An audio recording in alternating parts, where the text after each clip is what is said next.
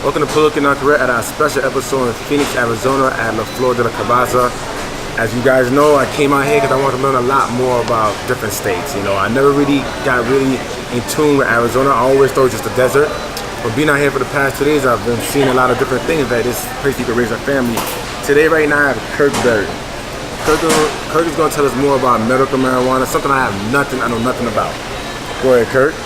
Sure. So I have a consulting business, and in looking at medical marijuana and or medical cannabis and looking at adult use cannabis, there are huge differences between those two sectors.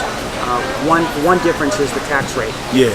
The tax rate is much different for recreational use or adult use than it is medical cannabis. And with medical cannabis, you're required to have a medical card. All states vary as to what types of ailments or conditions you can have in order to obtain a card. Arizona is one of the stricter states, as a matter of fact. So you can have a medical card and you can buy on the medical side, or adult use, which is not allowed in Arizona but allowed in many other states. You can, if you're an adult and you're 21 years or older, you can walk into a dispensary and buy a certain amount of product off the shelf. How many states so far, it's legal to have medical marijuana? That's a great question. Yeah. I don't know the breakdown between medical and recreational, but I think the number is somewhere north of 17 states now. Oh, I thought it was like in the single digits. 17? No. When did you get started to be a part of this whole new thing on medical marijuana? Well, I'm from California, and in California was love that state. sorry Arizona, but I love that state. There's some great songs about Cali Bud. Yeah. So Snoop. In fact, he was at one of the local dispensaries in Sacramento. I'm not surprised. At a grand opening. Medical marijuana actually started in California in 1996. That was the first state to legalize medical use cannabis. And now 21 years later, 22 years later, they finally allowed adult use. Okay. Colorado was the second to follow. Yeah, came on after medical, but they were first in the nation to go with adult use cannabis. Okay. So for 21 years, it's been legal in California. I first started in the cannabis industry in 2009 with outdoor cultivation, mixed light cultivation, indoor cultivation, manufacturing, an edible company in particular, and also a testing lab. See, these are all very foreign things to me because I don't smoke. I don't need, but I know people that actually do need the whole medical part of of marijuana. How do you address people that abuse it though? How do you feel about that? Well, I think it's a shame when anybody has to abuse anything, regardless of what it is. I think that, from a cannabis perspective, that on the adult use side of things, like alcohol, yes, right? Control yourself and have a controlled feeling from the product itself, without going overboard and doing something you regret later on down the road. I agree with you. How far do you think this could go with the whole? You think every 50 states? Probably. I think before it's all said and done, and I think the biggest draw to states is taxes. Yeah. Because there's a large amount of taxes being created from the sale of cannabis, and I think before long people will fall in line, or states will fall in line. In the beginning, in California, they voted for cannabis. Yeah. But you're seeing states now where the legislature steps in and actually drafts regulations and introduces cannabis into the state rather than having the citizens vote for it. So I think it's going to be everywhere. So pretty much everything in this world is all about money. Maybe not Utah. Oh, okay. Yeah. They're not hearing that.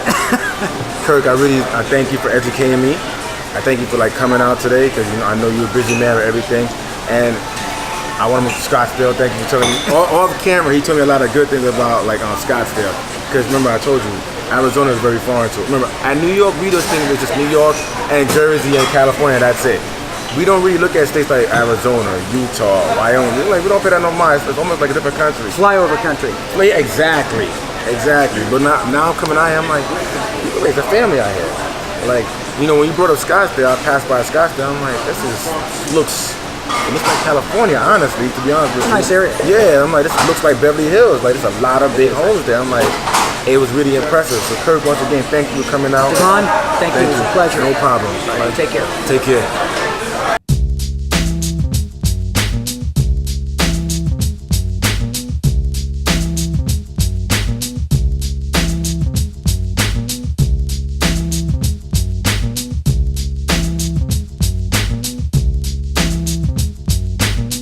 Welcome back to a special episode, Politically Not Correct, in Phoenix, Arizona. I'm here with the marijuana mommy. That's right, marijuana mama. Mama, see? But she's going to let us know a little bit of things about everything she's been going through. You know, I've been very new to the whole marijuana industry. Well, Oh, yeah? I don't really know too much about it. Okay. Well, I don't know too much about the medical marijuana. Okay, you know about the black market. Huh? Yeah. So, Okay. fill us in about the things that's going on. Awesome. So yeah, to tell you a little bit about myself and my journey with cannabis, my daughter is a cannabis patient. That's where I get the name Marijuana Mama. My daughter Yazzie has been a medical marijuana patient for now 2 years. She just renewed her card for the 3rd time here in Arizona. My daughter is a patient due, her qualifying condition is pain, and that's because she had a spinal fusion surgery done at age 14, where they put 9 metal rods in her back, and she developed a rare life-threatening condition after the surgery due to opiates, and it's called superior mesenteric artery syndrome. Basically, her lower intestine collapsed, and she was unable to process any food. It was terrifying. We did not know if my daughter was going to make it. We were scared parents, and we just were desperate to find any kind of relief for my daughter, who was only juicing vegetables at that time, drinking juices and liquids. And we found juicing cannabis, and I was like, wow, maybe we should try juicing the plant. The funny thing about that, this is so funny. I'm Jamaican, so my grandfather, when he used to use well, he just called it weed, he didn't call it cannabis. So, when he used to use it, he never smoked it. He's the only person, I'll be honest with you, the only person I ever saw that never smoked it. He only drank it in his tea. Oh, really? He made cannabis tea? Yeah, he only drank it in his tea, and the man was healthy, non-stop. He only drank it, and he never looked high, but he just looked normal.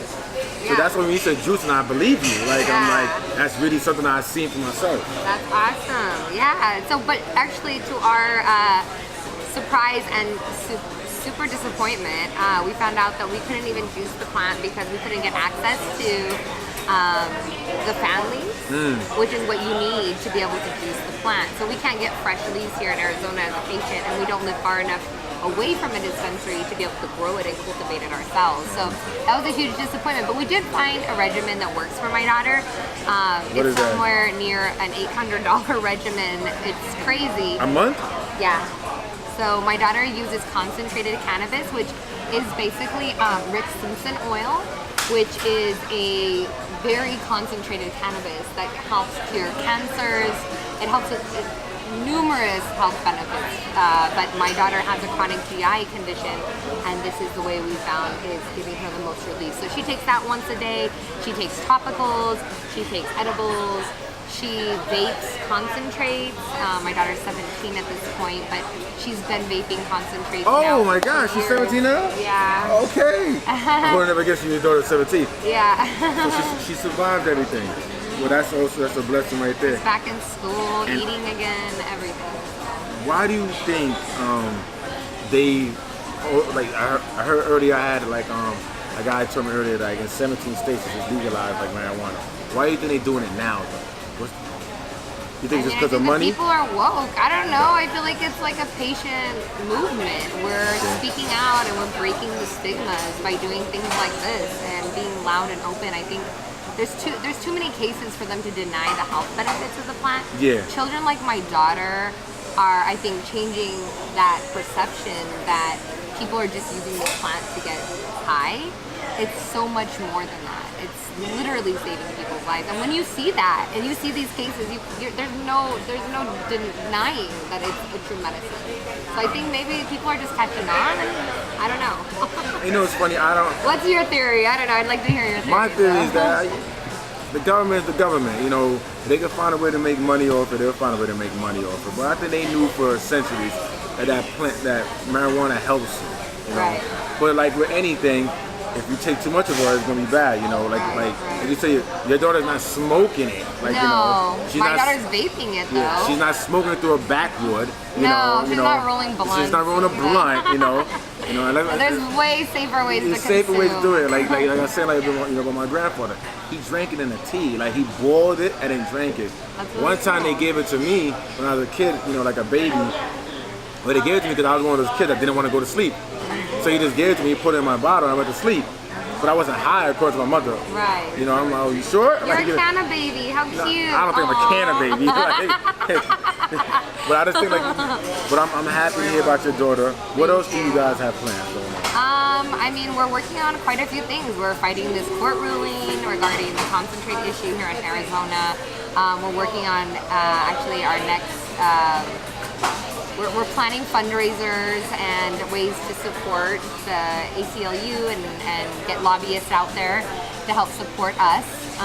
We're also fighting to somehow get access for the school to be able to medicate my daughter on campus, because as a parent it's very challenging. I have to go to my daughter's school every single day and check her out of school, take her across campus, and medicate her because it's not even allowed on campus, which is crazy and absurd that you can't give somebody like a cannabis pill. You know, the form of it can be taken in so many different ways. It's safe, and it's not like she would be smoking on campus. But those are big things that we're working on. So those are like two major things I think that we want to change in our state and kind of help pave the way for future canna kids and patients. I agree. So, Mama. Marijuana Mama. Marijuana Mama. Thank you for coming for Looking Out Correct Show.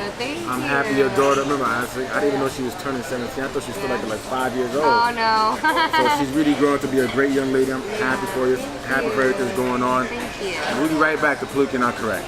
Awesome.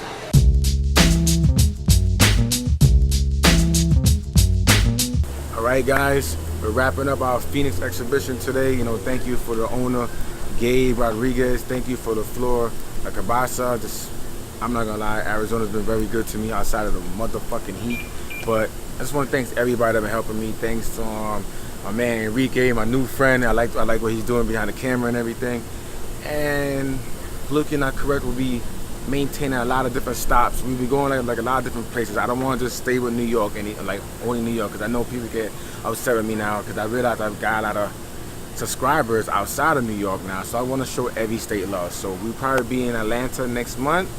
You'll be seeing me there. And once again, my name is Devon Carr. Sign off on Looking Out Correct.